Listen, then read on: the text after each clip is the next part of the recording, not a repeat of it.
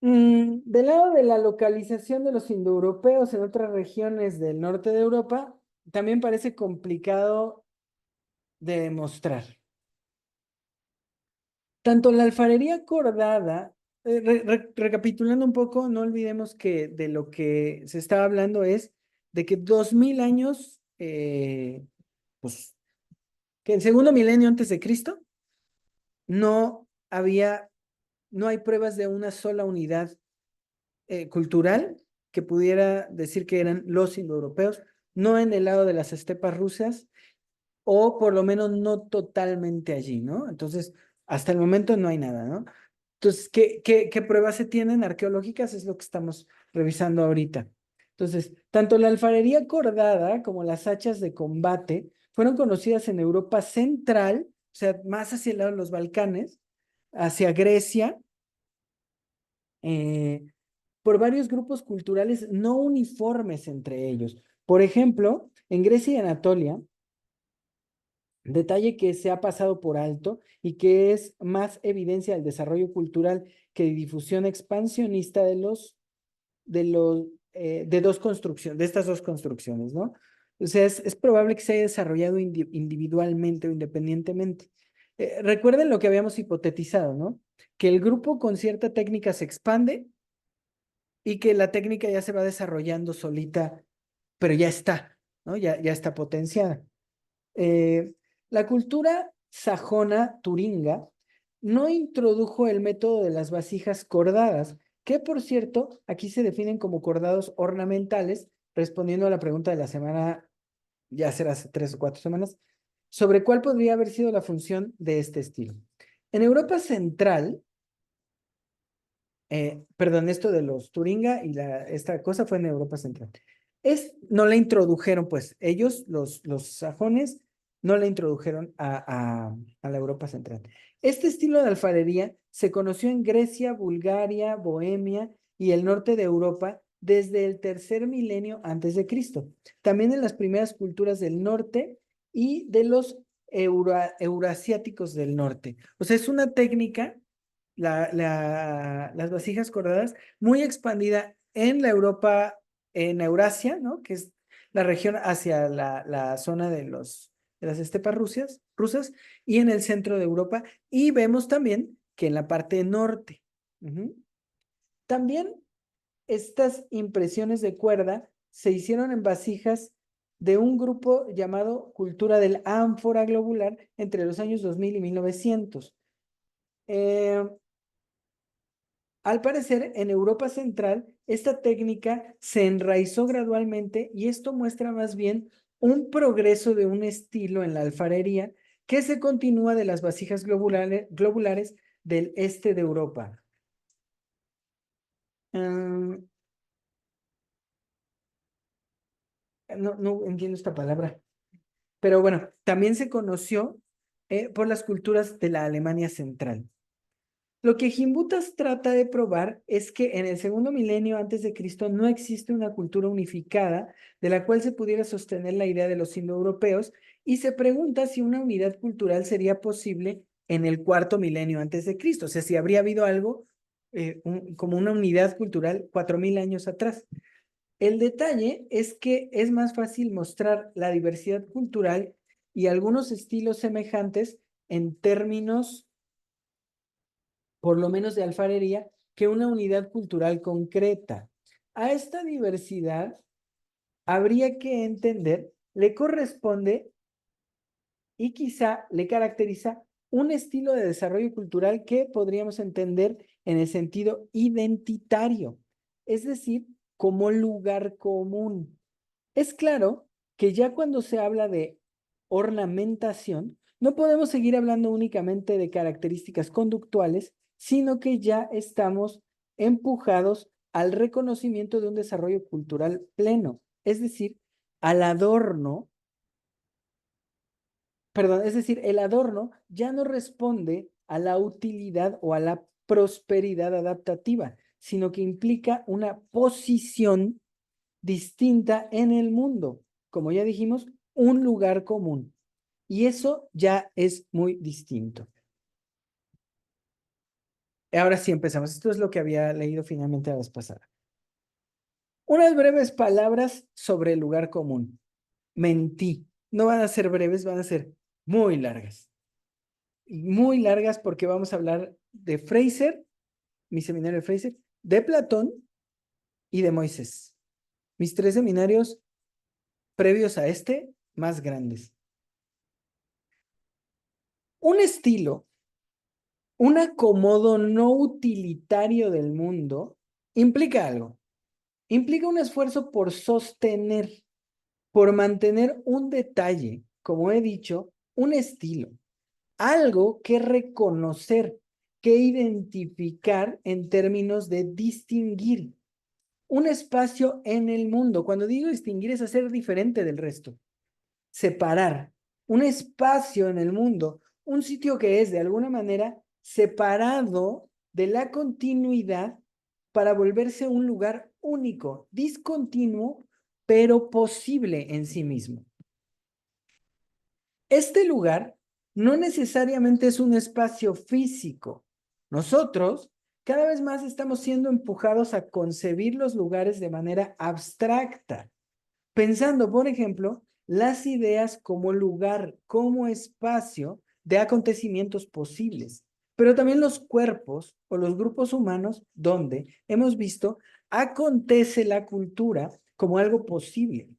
El lugar común es entonces un lugar de retorno, un lugar identificado e identificatorio en el que algo muy particular acontece.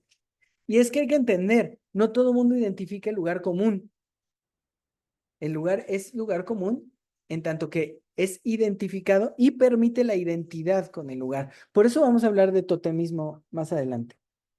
Hablar de identidad separados de la psicología resulta un tanto difícil porque el empuje que había hacia las teorizaciones de esta disciplina, perdón, por el empuje que habría hacia las teorizaciones de esta disciplina, pero que a la vez nos metería en el tren de sus propios debates y lugares de desencuentro, ¿no? Donde los psicólogos rompen entre sí cuando teorizan. Entonces, hablar de identidad en términos de psicología nos metería en problemas que no queremos tener, que es quién dijo qué, si aquellos teorizaron, si la identidad en Freud y la identidad en Lacan, y si nos metiéramos con Lacan de 1957, Lacan de 1977 es radicalmente distinto, ¿no? Entonces no nos metemos en ese terreno.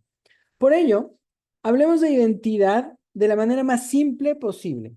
Esto es como memoria. Jaja, simple. Entonces, hablemos de identidad como memoria. Memoria debe ser distinguido y separado de la idea de remembranza o de recuerdo, ya que ambas ideas marcan el camino hacia la reconstrucción o a la interpretación actualizada de los momentos que se reconstituyen en el recordar. Ajá. Repito este pedacito. Memoria debe ser distinguido y separado de la idea de remembranza o de recuerdo, ya que ambas ideas, remembranza y recuerdo, marcan el camino hacia la reconstrucción, ¿no? En retrospectiva, o a la interpretación actualizada de los momentos que se reconstituyen en el recordar. La memoria no puede responder a una idea tan segmentada o tan parcial porque perdería su carácter esencial, se volvería subjetiva, ¿no? Y reinterpretable en cada ocasión. Se volvería imposible la memoria. Porque sería imposible recordar, siempre sería reconstruir. Entonces, la memoria no puede responder a una idea tan segmentada o tan parcial porque perdería su carácter esencial propio y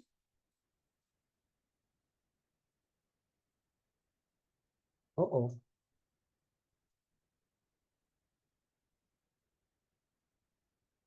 Propio y fundante, su carácter esencial sería propio y fundante de la experiencia humana. Es decir, la memoria no puede, si queremos tomarla con seriedad, ser una construcción subjetiva, sino un lugar donde el acontecimiento es posible. Entonces, quitemos a la memoria de la interpretación del recuerdo subjetivo y pongámosla o busquémosle un espacio esencial. Hoy podemos decir que todo espacio esencial sería el espacio donde acontece la experiencia humana, es decir, el espacio de lo posible. La experiencia humana sería posible. La memoria acontece en un espacio o es más bien parte de ese espacio. Hay que hacer un breve recorrido por una idea que expuse hace mucho tiempo. Cuando Levi-Strauss se pregunta por lo propio que le caracteriza cuando se pregunta a Levi-Strauss por lo propio, por la característica específica de lo humano, termina señalando la prohibición del incesto como eso que le es único e inherente al hombre. De hecho, si pudiéramos reducir a dos premisas la esencia del hombre en Levi-Strauss, serían: uno, que el hombre es un clasificador, y dos, que la prohibición fundamental en los grupos humanos es el incesto. Freud no piensa distinto.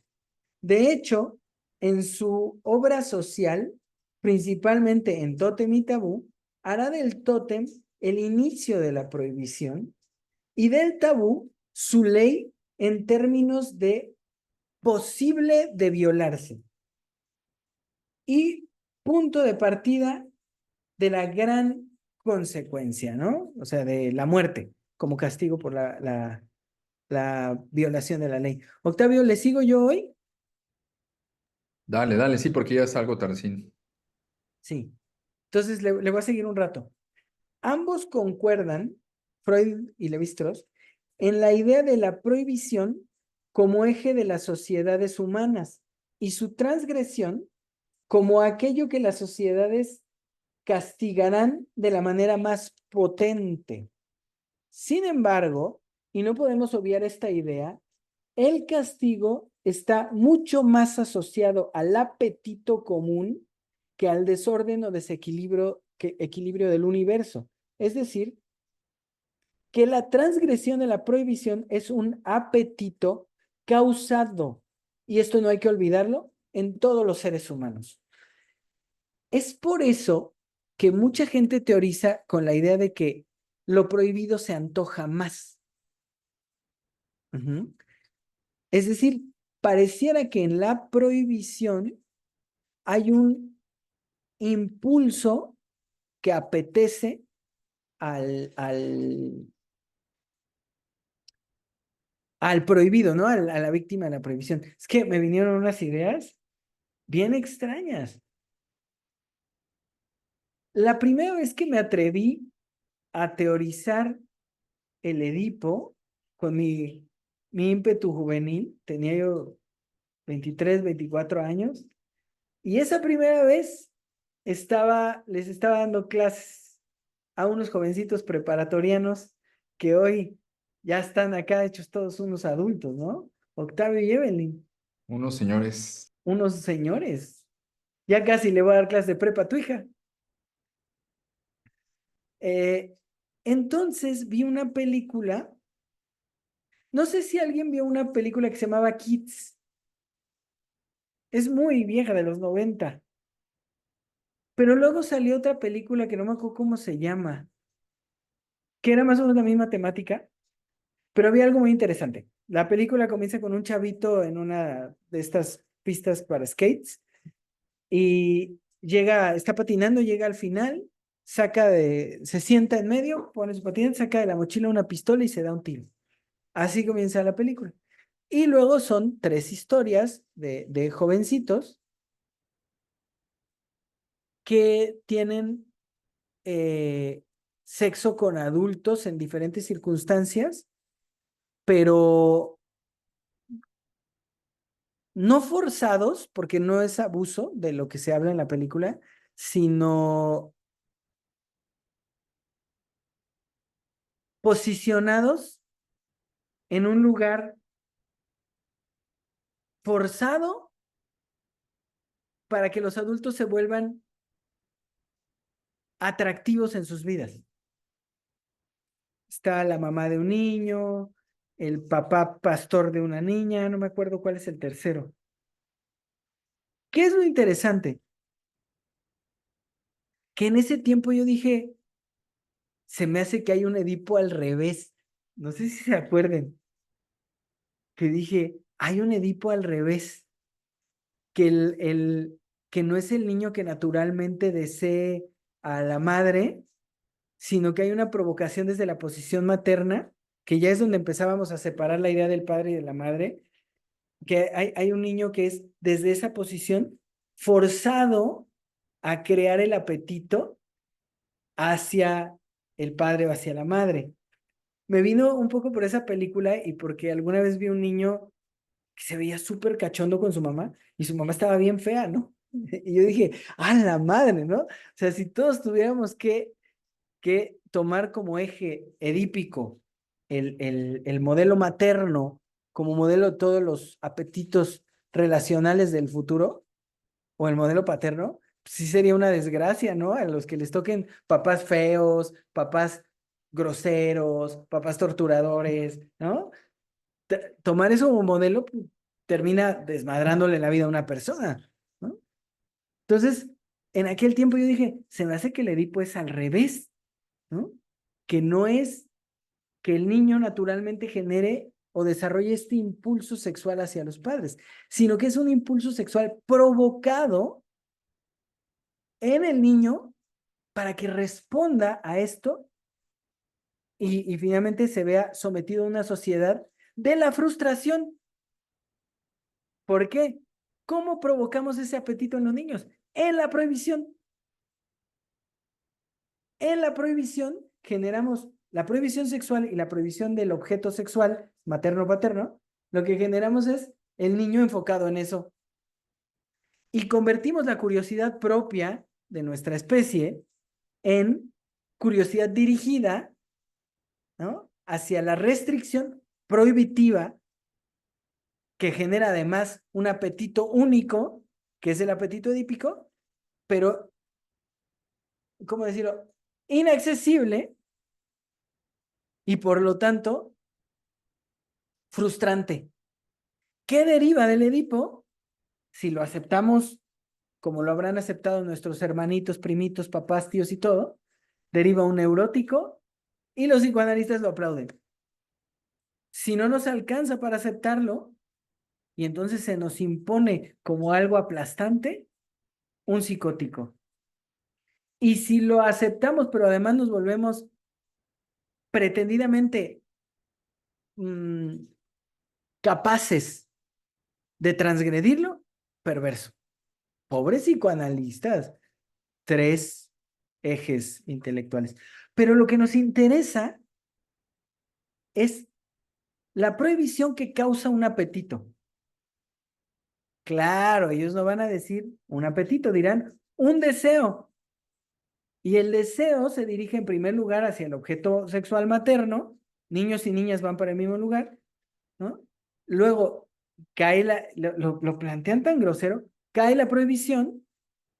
De la prohibición surge la identificación, sea con la posición paterna o con la posición materna, activo, pasivo, poseedor, objeto, y el resultado es que todos los demás objetos del mundo son reemplazos o pretendidas suplantaciones del objeto primario y por lo tanto insatisfactibles, no, insatisfactorios. Ah, qué bueno que llegó Alejandra. Insatisfactorios, ¿no? Brutal, brutal, porque entonces la condena es, tenemos forzadamente elegido un objeto al que tenemos que tener acceso porque nos dijeron que ese es el objeto, luego queda prohibido, que más bien nos da ganas porque está prohibido desde un principio, y entonces toda la vida se dirige a la insatisfacción del Edipo, por lo tanto, la frustración existencial y por lo tanto la insatisfacción del ser humano. Es decir, vivimos enfocados en el deseo que no puede concluir o culminarse en ningún sentido, porque nunca vamos a poder tener acceso espiritual, ya no digamos sexual, ¿no? Sexo espiritual con nuestra madre. Por eso el resultado es el nombre de la frustración, psicosis, neurosis o perversión. Ahora, Levi-Strauss no está lejos de aceptar esto junto con Freud y de reconocerlo. Es decir, con la prohibición lo que generamos es un apetito común, ¿no?, de los hombres, que es causado y luego castigado. ¿Cuándo es castigado? Cuando alguien dice, y sí, sí, porque es muy fácil, ¿no? Se me antoja mi jefa. Y sí, sí. Y pongamos que la mamá diga, pues es mi hijo. ¿Por qué no? Y espero que no esté la mamá de nadie. ¿Por qué el derivado tendría que ser la psicosis? Pero más lejos, ¿por qué la mamá tendría que ser el objeto? ¿Por qué no tendría derecho el niño a escoger como objeto los paisajes, ¿no?, como objeto de inspiración espiritual? ¿Por qué tendríamos que reducir el apetito al sexo y el objeto a la madre? ¿Por qué tendríamos que ser edípicos? ¿Por qué tendríamos que asumir eso? Pero vean lo que hace Levi-Strauss. Levi-Strauss es macabro en ese punto, porque ignora en las estructuras elementales del parentesco, Levi-Strauss ignora toda la parte totémica relativa a la alimentación y se matrimonia con la exogamia. Freud, que lea Fraser, ignora toda la parte alimenticia en el totemismo y decide ignorar toda la parte exogámica identitaria y mejor elegir el tabú. Miren, Freud lee Totemism and Exogamy, ¿no? Totemismo y exogamia de Fraser. Y luego escribe un libro que es el 10% de gordo de los 4 tomos de Fraser, que se llama Totem y Tabú. ¿Por qué? ¿Por, ¿Por qué cuando un libro comenta otro es más corto? Porque no lo comenta, lo oculta. Finge que lo analiza, pero lo segmenta, lo lleva a donde quiere, lo usa y oculta el resto. Nunca se ha traducido totemismo y exogamia, y sin embargo Totem y Tabú es un libro eje en el pensamiento post-psicoanalítico, porque se lee en antropología, se lee en sociología y se lee evidentemente por los psicoanalistas. Levi-Strauss reconoce esta prohibición. Ahora, vamos a dar un paso más allá, porque nosotros, valientemente, nos vamos a atrever a botar la prohibición a un lado y vamos a tratar de ver qué hay si no hay prohibición. ¿Qué hay previo de la exogamia? ¿Y qué significa la exogamia? Y sí, voy a leer mi texto de Fraser, sí o sí, porque ahí está lo que nos estamos perdiendo. Entonces, en ambos, las sociedades se fundan en una prohibición colectiva, es decir, en una suerte de contexto social fabricado, ya sea en el mito o en el ejercicio práctico de una serie de prohibiciones relativas a los apetitos irrefrenables de cada ser humano. Para Freud, y yendo un poco más lejos, lo que hay que refrenar y luego convertir en productos sociales son las pulsiones.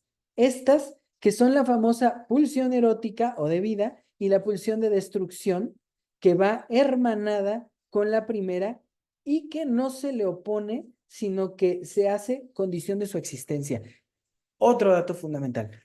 Para Freud, no existe una oposición entre pulsión eros y pulsión de destrucción. No es pulsión tánatos, eso es una equivocación, es pulsión erótica y pulsión de destrucción. Y no hay una oposición entre las pulsiones, donde una, la otra. y ambas funcionan. Lo va a decir en el malestar en la cultura. Ajá. Esto es, la pulsión erótica busca la apropiación del objeto y la pulsión de destrucción no busca la destrucción del objeto, busca la destrucción de los poseedores del objeto. Ajá. Eso es el Edipo. La posesión de la madre destruyendo la posición paterna. Ese es el complejo de Edipo. Destruirla para ocuparla, ¿no? Destruir la... Dije posesión de la posición. Destruirla para ocuparla y poseer a la madre. Entonces, en Freud mismo, estas dos pulsiones no están contrapuestas. No es que quiero destruir al objeto y quiero al mismo tiempo poseerlo. Tenemos que entenderlo más bien en términos de la misma pulsión, digo, el mismo objeto genera la necesidad de destruir el círculo apropiativo y poseerlo. Ahora, ¿qué se creen que dice Freud? Todavía alcanza a decir más en el malestar en la cultura. ¿Quién creen que es la causa de las dos pulsiones? Las mujeres, a las que tacha de enemigas de la cultura. ¿Cómo serían enemigas de la cultura? Generando las pulsiones. ¿Qué hay que hacer con las pulsiones generadas por las mujeres, de las que no podemos deshacernos, porque malditas son las que tienen a los hijos? Sublimamos. Y entonces hacemos arte y ciencia. Y entonces estamos en la cumbre de la humanidad, oponiéndonos a las malditas mujeres. No es una cosa extraña, ¿eh? Lo dice Platón en la República.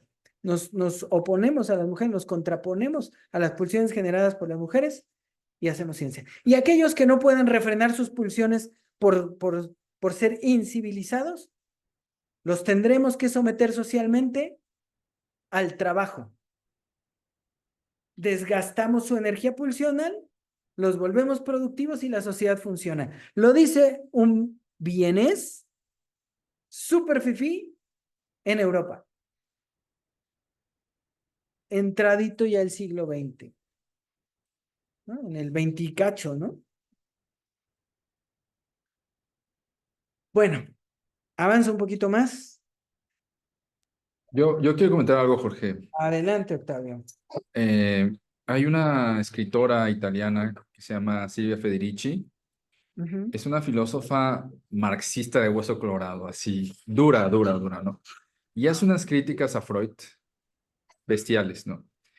Eh, una de las cosas que dice es que, bueno, históricamente, eso que se romantizó como la cacería de brujas, ¿no? Toda esa época, y que realmente ella lo que ubica ahí como movimiento histórico es la apropiación del cuerpo de la mujer por parte del Estado. ¿Para qué? Para controlar la reproducción, ¿sí? Y esto va a devenir, obviamente, en el control de la clase obrera, ¿no?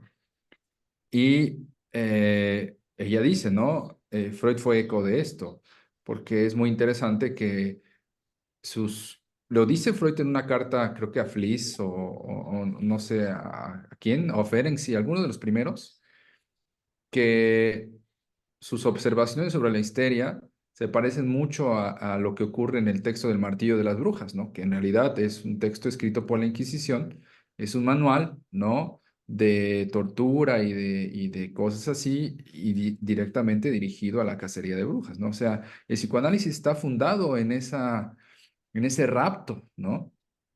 En esa gran opresión histórica, ¿no? Y es muy claro cómo lo dice Federici. Lean Hace, Calibán y la bruja. ¿cómo? Calibán y la bruja. Si lo Es mandas, un... no el Sí, lo texto, no mando. tienes el título. O si tienes el texto. No, lo tengo, lo mando, lo mando. Hace poco hablaba justo con una mujer, ¿no? Que preguntaba algo respecto al psicoanálisis. No me acuerdo qué, pero le decía sobre el síntoma histérico. Y le decía, a ver, a ver, no nos engañemos, es que nos encanta guardar silencio, nos encanta creer callándonos. Freud recibe, después de su estancia donde vino a plagiarse la investigación de Charcot, Freud recibe en Viena, en una zona fifí, judío, en una clínica privada, ¿no? Freud recibe mujeres histéricas que estaban dando problemas por sus histerias, por sus síntomas histéricos, que casi siempre eran incapacitantes sexuales. No, no nos engañemos, o sea, el problema de los síntomas histéricos es que eran incapacitantes sexuales, ¿no? Y Freud recibe esposas de muchos amigos médicos, conocidos médicos, hombres de renombre, ¿no? Y entonces uno dice, ¿por qué aquellas mujeres habrán estado sufriendo de esto? Sí, cuando nos podemos saber que eran hombres 40, 50 años que los habían o les habían permitido casarse con chavitas de 17, 18, 19, entonces entendemos que las esposas, ay, ¿quién se nos fue? Jessica. Entendemos que las esposas pues, o sea, vamos, solo tenemos que pensar tantito, ¿no?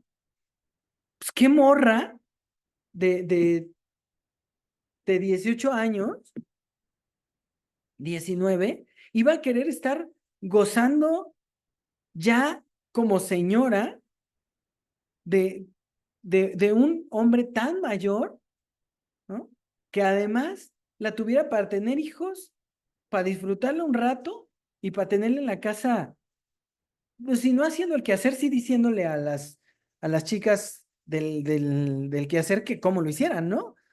O sea, claro, ¿cuál es la demanda social hacia Freud? ¿Por qué, en vez de seguir con la investigación hipnótica relativa a la neurología, por qué decide hacer la curativa de síntomas histeroides? Porque lo que le estaban demandando era, regrésame a mi escuincla para seguir cogiendo. Eso era el tema que le pedían a Freud. Y lo viste lo viste de magnanimidad teórica y de descubrimiento psicoanalítico, ¿no? ¿Cómo defiende a esos hombres? Cuando habla de la teoría del trauma, en sus primeros escritos, en 1880, 1888, cuando está hablando de esto Freud, dice, hay un momento de seducción sexual de la niña en la primera infancia que le viene del padre. Esto es insoportable. Después, ¿qué dice Freud? Pero, claro, pues él conocía a los papás de las niñas, ¿no?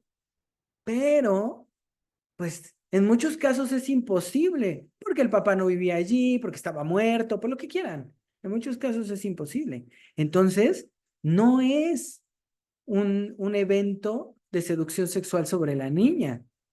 Es un apetito sexual de la niña hacia el padre en la primera infancia que es tan insoportable que debe ser reprimido y transformado en algo aceptable, que es el, la seducción sexual. Primer evento con el que Freud defiende a esos hombres. Él hubiera sido incapaz. La niña es la que quería. Pero fue tan insoportable su deseo que lo reprimió y lo transformó en en un recuerdo falso de una seducción que le impide realmente lo que quiere ahora, que es tener sexo. En palabras psicoanalíticas, es perverso lo que hace Freud. Es perverso. ¿Cómo me dan ganas luego de tener a los psicoanalistas enfrente y pelearme con ellos? Ay, bueno, ahí vamos a estar en YouTube. Saludos si alguien nos... Eh, es fascinante porque es una pretensión de apropiación no solo del cuerpo de las mujeres, también de la voluntad de las mujeres. Desde ahí vemos la pretensión de la estupidización de las mujeres. Y entonces digan lo que digan, entendemos por qué Britney Spears es una mujer más conocida que Marie Curie, ¿no? O sea, es así de simple. ¿Por qué? Porque hay que ser estúpida y bonita. Todo lo otro es una rebeldía. Platón lo dice. Pero entonces, estamos en el terreno del apetito causado y de la prohibición causante, ¿no? Lacan, no sé por qué estoy tan molesto hoy, pero Lacan es peor todavía, peor porque le quita la cara y entonces dice, no es la mujer, es el objeto petit a, el objeto a minúscula, que tiene una cualidad específica que es ser objeto caído, ¿no? Ser como tal, es caído y por lo tanto inaccesible. Es un hueco. La vagina también. Es sucio, es ruin. Pero vamos a seguir en este terreno porque es muy interesante ver cómo desmarcarnos de la prohibición. Sigo, ¿verdad? Unos minutitos. Eh, Voy a releer este párrafo porque me interesa que lo tengamos claro, ¿no? Esto es, digamos, un por lo tanto, las sociedades y su organización no serían otra cosa que la restitución pulsional y su encauzamiento con fines sublimes o sublimatorios. O sea, la sociedad sería el producto de la represión de las pulsiones. Y a esto lo podemos llamar sociedad. Levi-Strauss no parece tan severo, aunque seguro fue un gran lector de Freud y de sus tesis sociales, aunque para él la sociedad se volvería un orden de intercambio representado en la matemática del matrimonio, ¿no? O sea, esta represión además daría un premio que sería el intercambio. O sea, pues con cualquiera del clan cocodrilo sí puedes, ¿no? De acá de nuestro clan no, pero en el clan cocodrilo, pues con la que se deje, ¿no? Entonces, sigo. Sin embargo, en James Fraser, donde podemos encontrar un esquema distinto, es en James Fraser, donde podemos encontrar un esquema distinto. Como ya he dicho muchas veces, en su no traducido y poco leído libro Totemismo y Exogamia, Fraser da algunas pistas para pensar el origen de las sociedades y lo que estamos llamando lugares comunes. Veamos. Si hay algo en lo que Fraser hará énfasis a lo largo de la primera parte de su texto, es en la restricción. Estamos cambiando una palabra, prohibición, por restricción. Alimenticia. Entonces quitamos prohibición sexual y prevemos restricción alimenticia. No, y es muy importante decirlo, no en la prohibición, sino en la restricción. Totalmente en términos de fenómeno voluntario. La subjetividad es el nacimiento de la pasividad. La restricción, que es la identidad totémica, es el nacimiento de la voluntad. El hombre no es forzado, sino que se restringe a sí mismo. El vínculo alimenticio específicamente con un animal o planta. Así lo dice Fraser, ¿eh? Podemos ir más lejos, los yaquis tienen al río, pero plantémoslo así con Fraser. El hombre no es forzado, sino que se restringe a sí mismo el vínculo alimenticio específicamente con un animal o una planta, con el que el medio ambiente le permite relacionarse con continuidad y abundancia. Sí, o sea, alguien que no tiene mar cerca no tiene ningún caso que se vincule así con el pescado, ¿no? Necesita vincularse así con una fruta, con un árbol, con un animal del entorno, ¿no? Entonces, es importante que en el medio exista continuidad, ¿no? Que se encuentre frecuentemente esto y abundancia.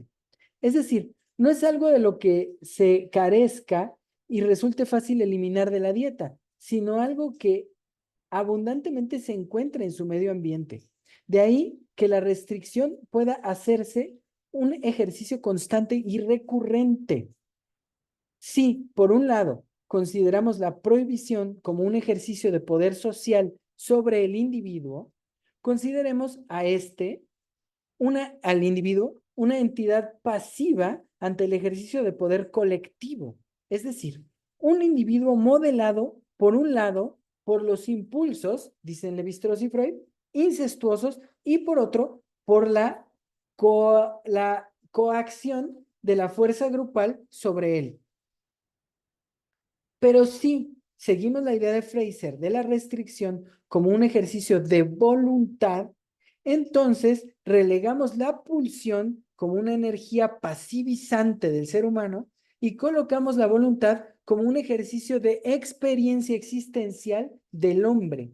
Y si consideramos este ejercicio como algo discontinuo, o sea que no una vez hecho se queda, sino que se ejerce y se desaparece, y que no ocurre como una ley constante, lo voy a repetir. Si consideramos este ejercicio, el ejercicio de voluntad, como algo discontinuo y que no ocurre como una ley constante, permanente, lo que sí sería en el caso de las pulsiones, que ahí están, entonces la voluntad ocurriría como un acontecimiento que permite una experiencia única y totalizante. El hombre nacería como voluntad que se agota en el momento en que su ejercicio, el ejercicio de voluntad, se agota. Es decir, en el instante en el que se rompe el ejercicio de restricción voluntaria, ya sea comiendo o dejando de contemplar lo que no ha comido. Y con ello ocurriría también la desaparición de la voluntad, de la experiencia y de la existencia en su totalidad, no sin dejar la contemplación como una potencia privilegiada. Es decir, ahora podemos contemplar, lo que no significa que contemplamos, pero podemos contemplar. Ah, qué lindo. Voy a leer este párrafo y aquí comentamos.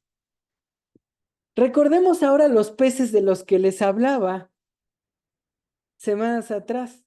Entonces dije que si vivían lo suficiente, la contemplación parecía ocurrir naturalmente.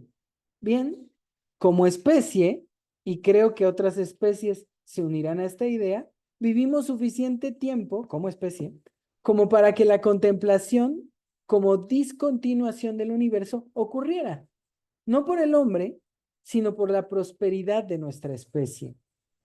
Entonces, la voluntad como restricción que discontinúa el mundo sería o podría ser un acontecimiento ya dado en el territorio de lo posible.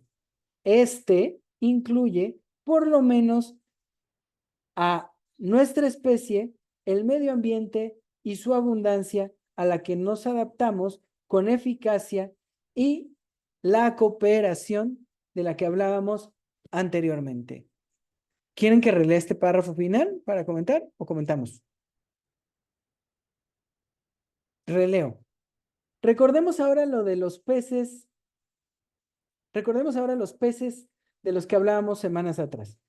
Entonces, dije que si vivían lo suficiente, la contemplación parecía ocurrir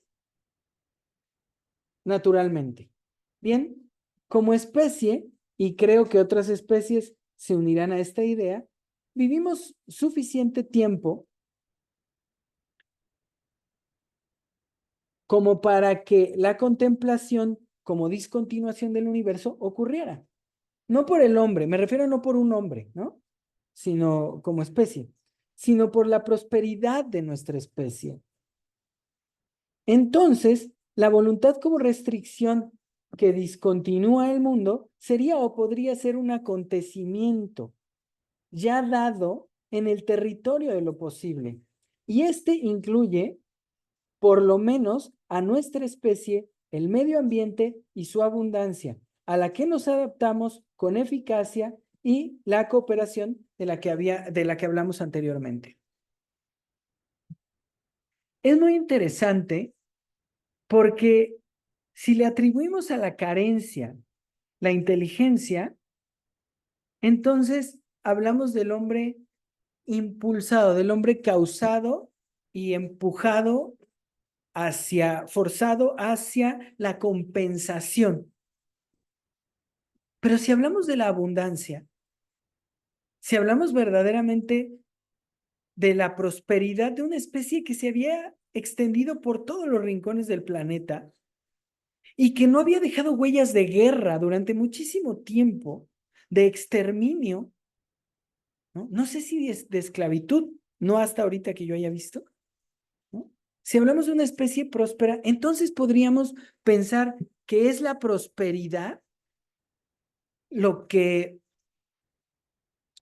permite la contemplación y por lo tanto el nacimiento de la experiencia humana, no la carencia.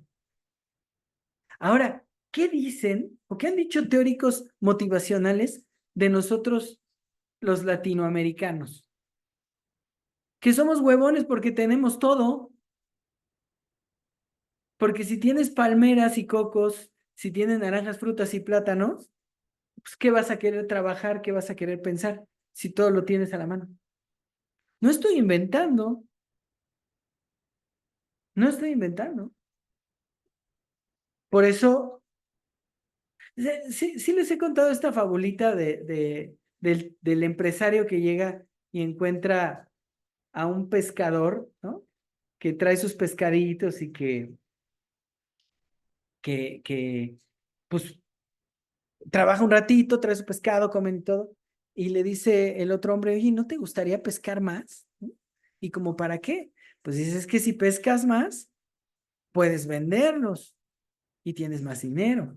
Si trabajas más, pescas más, puedes comprar lanchitas, ¿no? E ir y pescar y tener cada vez más y luego tener una empresa de pescados y exportar.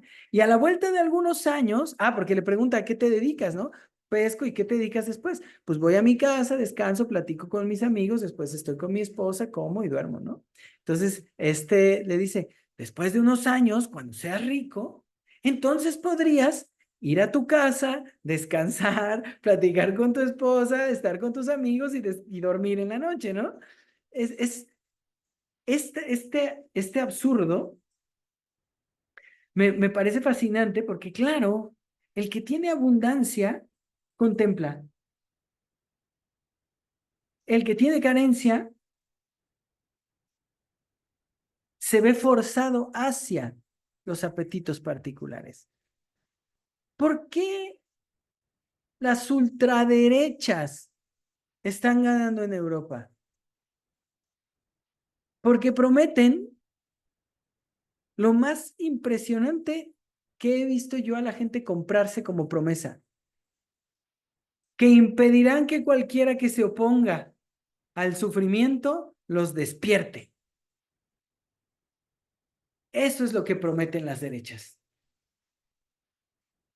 Prometen que nadie tendrá liberadores que los hagan librarse del trabajo y ser igual que cualquier otro mugroso africano, latinoamericano, árabe, musulmán. Eso es lo que prometen las derechas. ¿Y qué creen? Los europeos se lo están comprando. El Parlamento Europeo está lleno de ultraderechistas. ¿Qué prometen? Detener el despertar de los hombres. ¿Por qué? Porque cualquier europeo que despertara tendría que aceptar que ellos han sido el cáncer del mundo. Y tendrían que aceptar que, pues, para que su jardincito florezca, necesitan estar haciendo mierda para abonar todo el resto del planeta. Pero bueno, coméntenme hasta acá, por favor, el trabajito de hoy.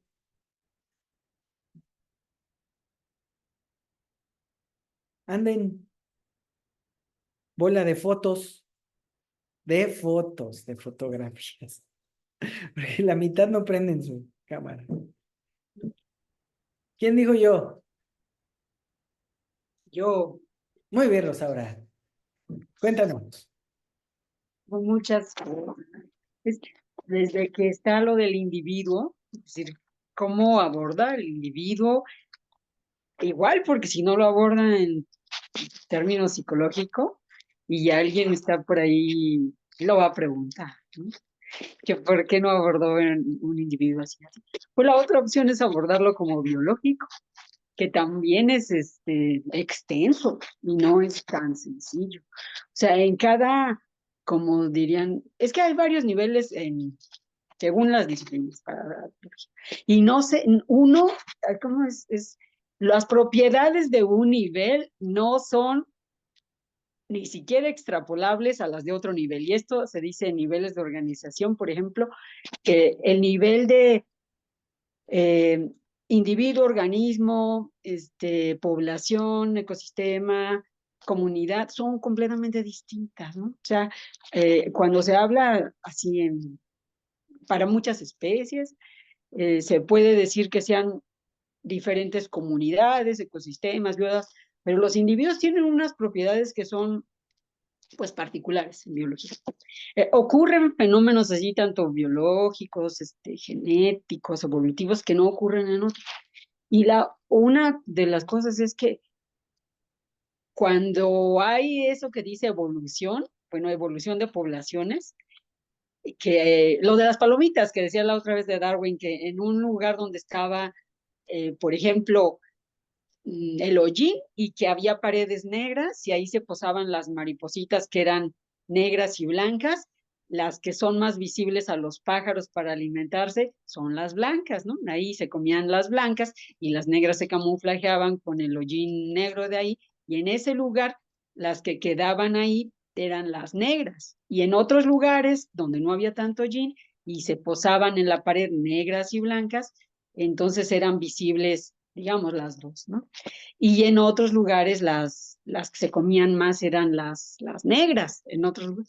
Pero esto que dice, esto lo digo porque para lo de la selección, que decía, hay unos que dicen, por cómo se mantiene en una sociedad, según tengan, en una sociedad, en una población de individuos, biológica de todas las especies que haya, se mantengan como estables. Y era esa la selección estabilizadora. Hay otra vez, hay ese uno, hay otros, hay muchos ejemplos que era los percebes, que se llaman así, son de Darwin, que era que entonces no se mueren, digamos, hay unos que son como, son marinos.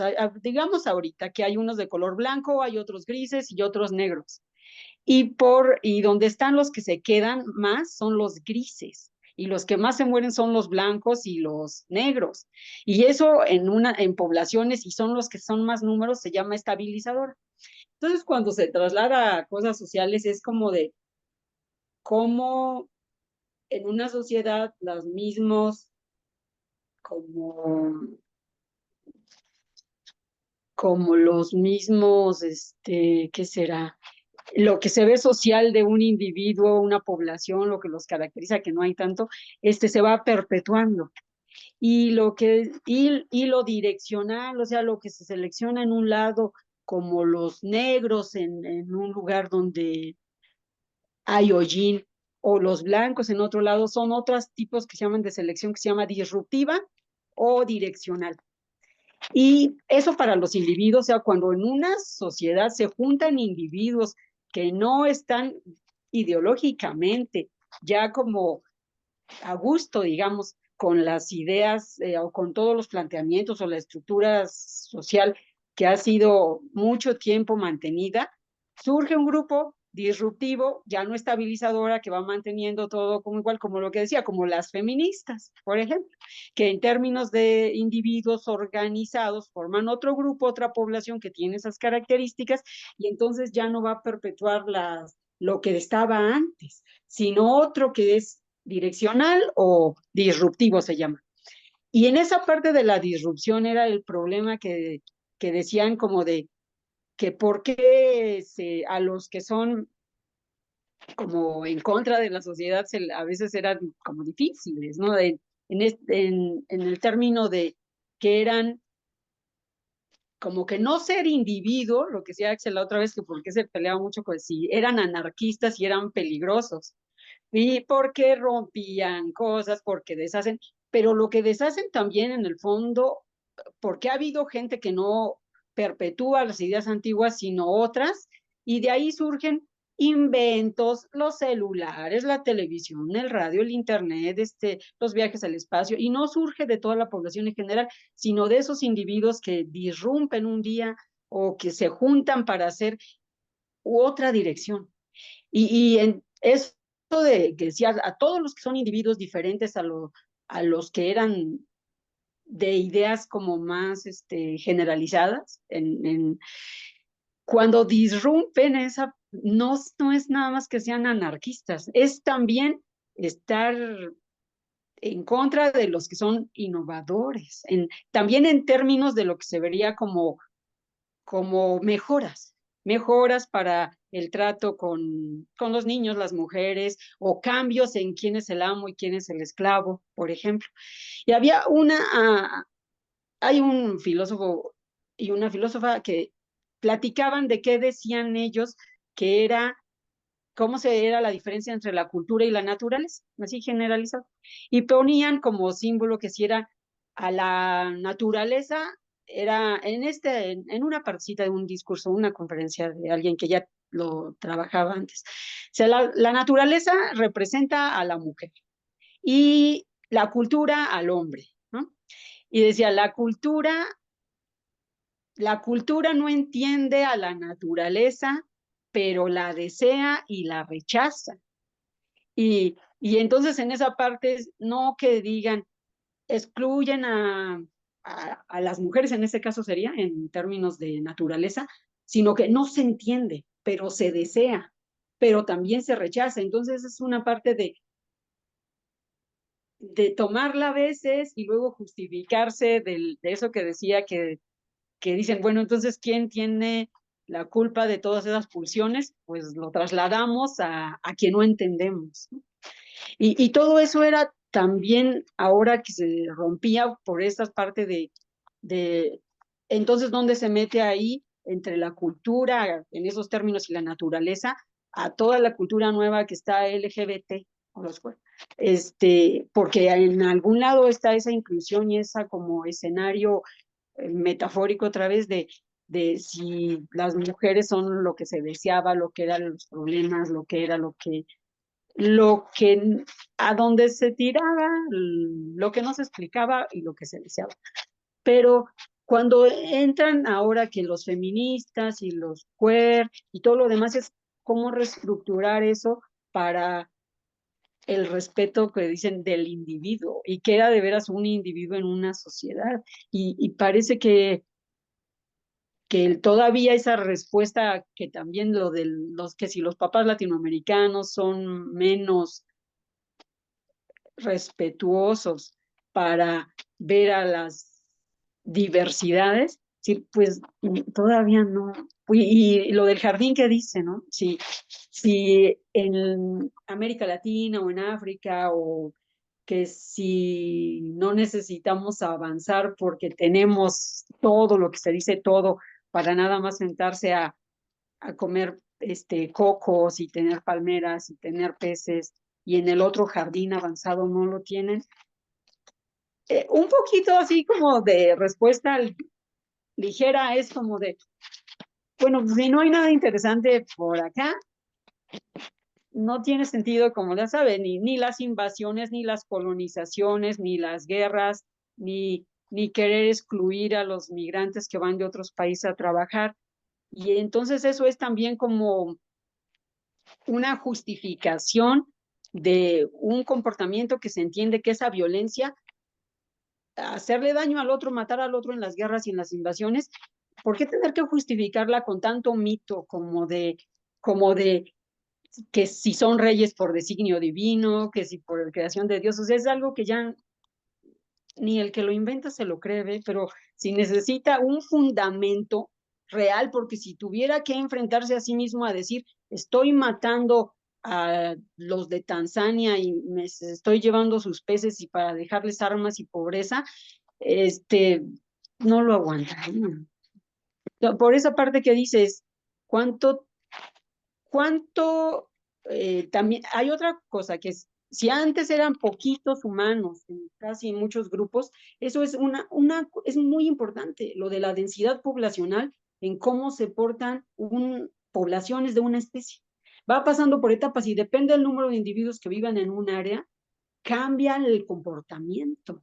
Cambia de nosotros si somos 20 gentes en 2 recámaras para dormir ahí, o si es una persona en 2 recámaras. Cambia el sentido de estar contento, de ser abundante o de compartir o de querer tener el territorio propio. Y así como en la historia de la humanidad, supongamos que había un muy violento en un grupo de 10 y que otro era diferentes características, pero si somos muchos muy densos y el grupo de característica predominante de invadir, eso se hace extenso, pues cuando somos más se nota más.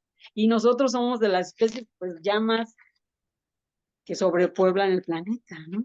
Y esas características distintivas de unas y otras se notan mucho, pero nada hay, o sea, de fundamento, digamos, real, como para una guerra de Israel por una tierra prometida, o de los reyes, o ucranianos, eso es fuera de una explicación que sea, si se quita ahora sí, la divinidad, en este sentido, se tendría que quitar mucho de la desigualdad.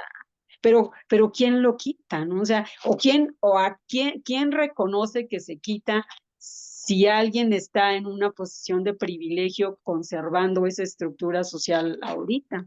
Y esto va por lo de la cooperación. ¿Eh?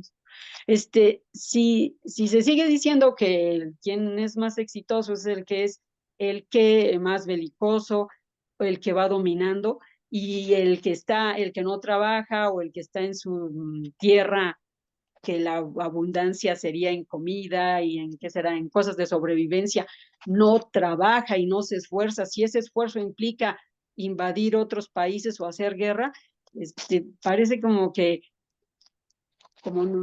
está muy turbio lo que se entiende por una existencia, así como dice, pacífica o placentera o respetuosa. Es nada más. Gracias, Rosaura. Largo tu comentario.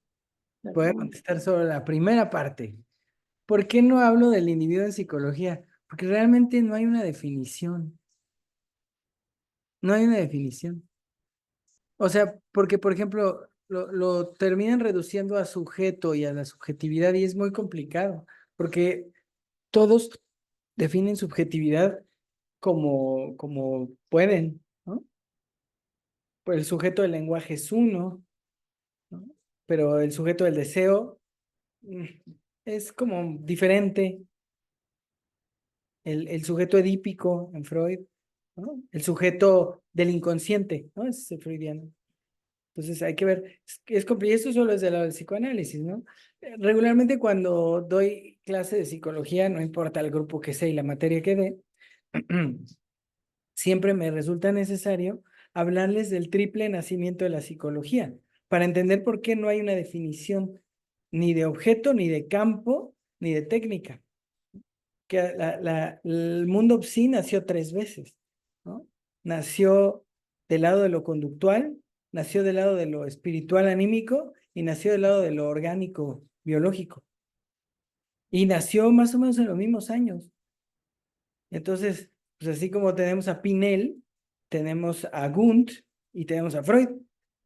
Y no están en el mismo terreno y no discuten lo mismo. Entonces es un problema porque se vuelve un debate por ver quién tiene la razón. Y no es posible atribuirle razón a nadie porque uno lo tendría que hacer desde las convicciones propias, ¿no?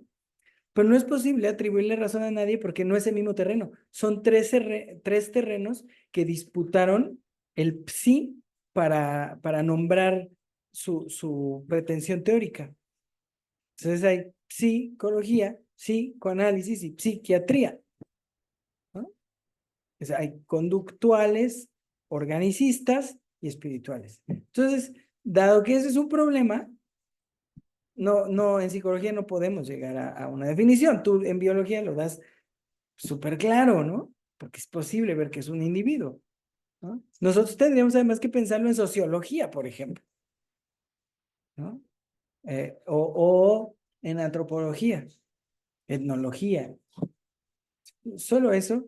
Y respecto al otro, pues sí, el tema es que nosotros tendríamos más elementos para pensar que fuimos una especie abundante en cuanto a recursos, que para pensar que éramos una población autodestructiva, ¿no?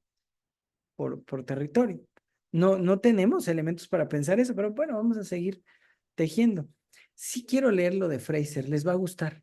Es un seminario que di, pero lo quiero leer, lo quiero leer. Serán un par de sesiones, pero sí lo quiero leer. Gracias, Rosaura. ¿Alguien más? Por favor. No digas que no, Axel, si tú has sido hoy la estrella. Te has estado juntando con los psicoanalistas. ¿No? No esa fuerza. ¿No? ¿Has? ¿Tampoco? Bueno, a ver, ¿quién no se puede Oye, escapar? nada más para, dentro de mis tonterías, para darnos cuenta de cómo los mexicanos vivimos en abundancia. Está el libro este de Canasta de Cuentos Mexicanos, donde Benavides pinta muy bien al mexicano y su Ujú. abundancia, y cómo no tiene la necesidad, por la fábula que platicaste del pescador. Sí, sí. Yo leí eso en la secundaria, pero no me acuerdo. El cuento de Macario es muy famoso. El Pero, campesino al que su esposa le da un pollo rostizado. el de la peli. Ok. Ya. Y ya tiene otro cuento muy bueno que es de un campesino que hace canastas y las vende los domingos en el mercado.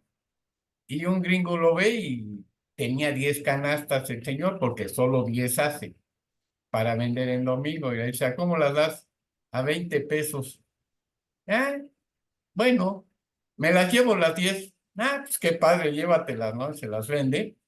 Y el gringo llega a Estados Unidos con las canastas y se las empieza a ofrecer porque 20 pesos era $1, ¿no?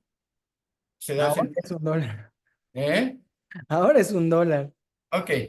Se las empieza a ofrecer en $5 en las dulcerías. Y mira que aquí puedes hacer un arreglo muy bueno de chocolates y venderlos más caros. Y bla.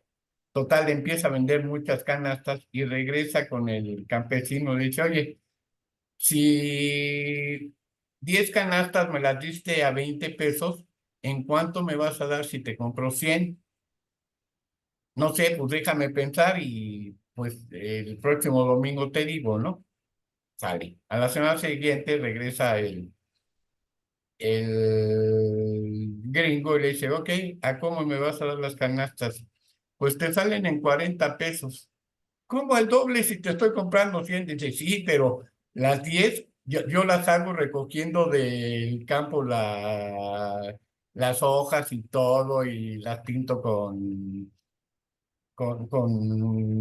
raíces y por eso. Pero si tú quieres 100 necesito contratar gente y necesito comprar producto y necesito pagarles. Entonces te cuestan tanto si las quieres. Wow. Pero Y ahí como tiene varios cuentos eso así. está chido. La pinche visión empresarial, ¿no? Ajá. Pero eso es parte de la comodidad que tenemos. Tenemos todo. Es decir, no necesitamos ambicionar tener todo el dinero del mundo. Únicamente ambicionamos tener lo necesario y no lo ambicionamos, lo tenemos, ¿no? Ujú. Tenemos lo necesario, eso nos da cierta tranquilidad. Yo creo que esa es mucha tranquilidad. Sí. Pepe Mujica lo dice así, ¿no? Lo que quiere uno es poder pasarse una tarde con su vieja, dice, ¿no? El Mujica. ¿Para qué quiere uno que la ropa, que los coches? Es lindo ese señor. Pero pues sí, sí, la maldita visión destructiva es la visión expansionista, la mentalidad expansionista. Ay, No sé, este semestre va a ser largo para mí, porque lo traigo mucho en la cabeza y yo convivo con ellos todo el tiempo. Gracias, Hash. ¿Alguien más? Evelyn, Alejandra u Octavio. Marta Aurora, usuario de Zoom.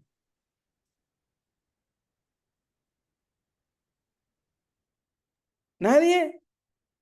No, estuvo muy padre esta sesión, me gustó mucho. No sé si Sofía esté ahí contigo, Marta. No, está arriba. Eh, Voy a tratar de hablar con ella. Me explicó algo del bosón de Higgs que explica algo de lo que yo acabo de decir, pero hace mucho. Voy a tratar de volver a hablar con ella. Ya tiene rato que no se mete al seminario. Ujú.